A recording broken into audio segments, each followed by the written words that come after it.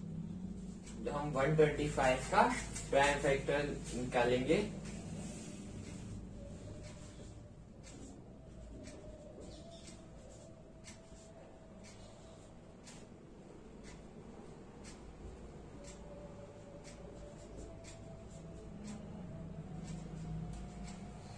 तो 5 3 बार है तो ये हो जाएगा 5⁻³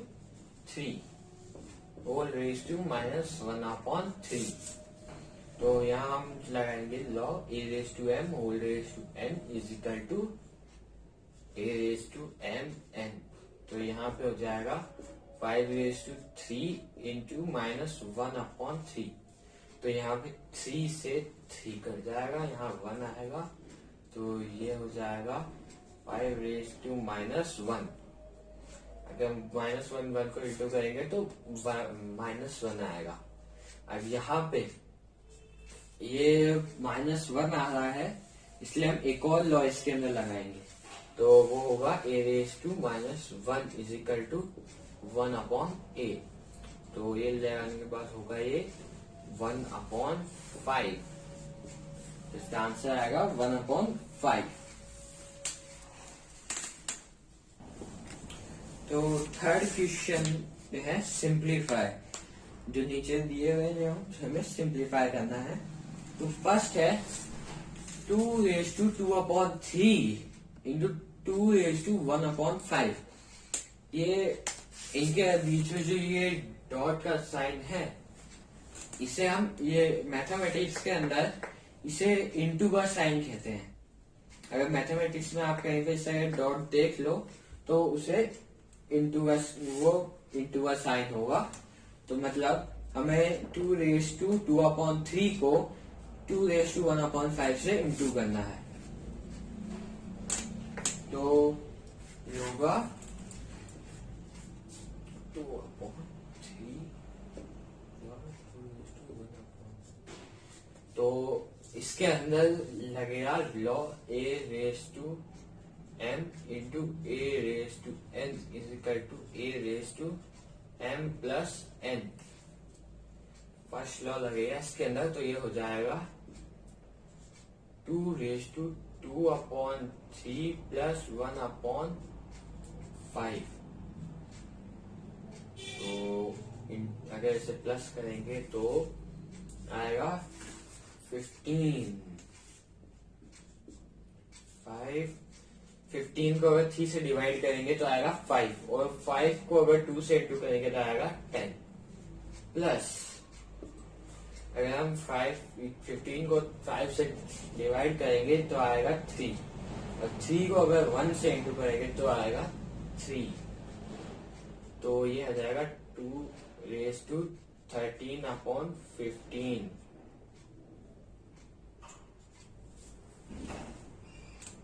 तो हमारा सॉल्यूशन आएगा 2 रेज टू 13 अपॉन 15।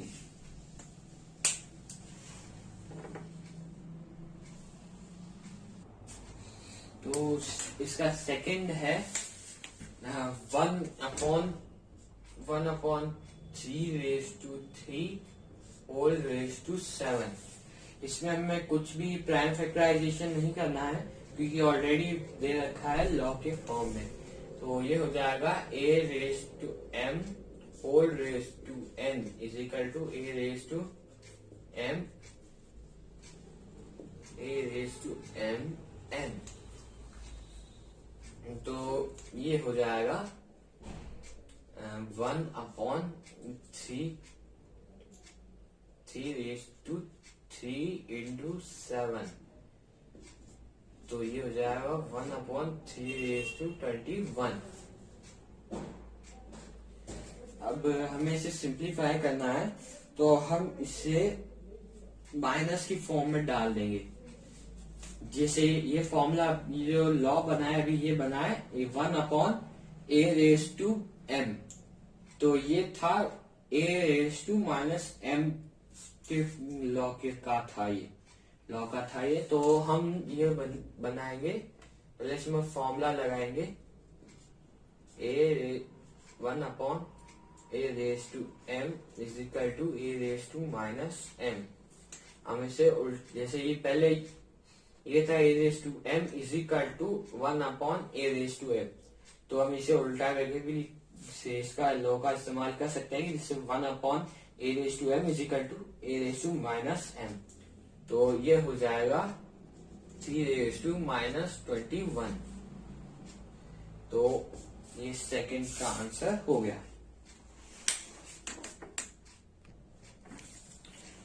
थर्ड है 11 raise to 1 upon 2 upon 11 raise to 1 upon 4।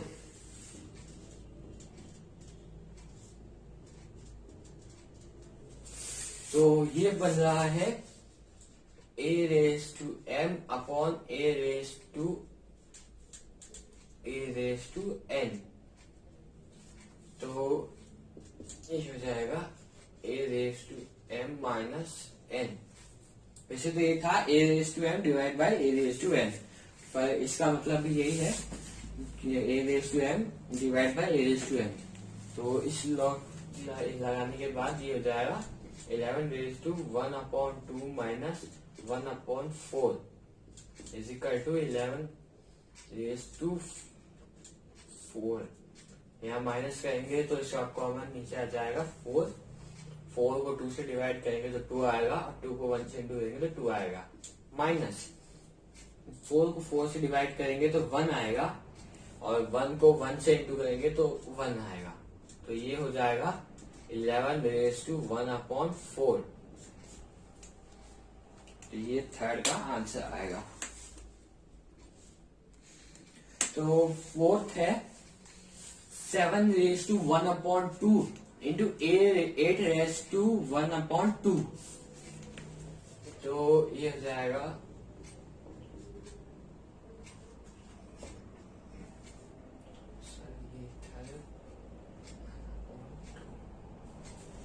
तो ये एक मिनट डॉट लगा। हाँ, तो 7 raise to 1 upon 2 into 8 raise to 1 upon 2। तो इसमें फॉर्मूला लगेगा a raise to m into b raise to m is equal to ab का होल रेज टू m। क्योंकि इसके अंदर इसके बेस अलग अलग है और एक्सपोनेंट्स सेम है, तो इसलिए ये फॉर्मूला लगेगा इसके अंदर। तो ये हो जाएगा 7 इंटू 8 होल रेज टू 1/2, तो ये हो जाएगा 56 रेज टू 1/2। तो ये हमारा आंसर हो गया। ये चैप्टर नंबर 1 फिनिश हो चुका है। हम नेक्स्ट वीडियो में चैप्टर नंबर 2 स्टार्ट करेंगे। तो थैंक यू गाइस मेरी वीडियो देखने के लिए, और मेरे चैनल को सब्सक्राइब कीजिएगा, मेरे इस वीडियो को लाइक कीजिएगा और मुझे कमेंट करके बताइएगा कि आपको मेरा वीडियो कैसा लगा।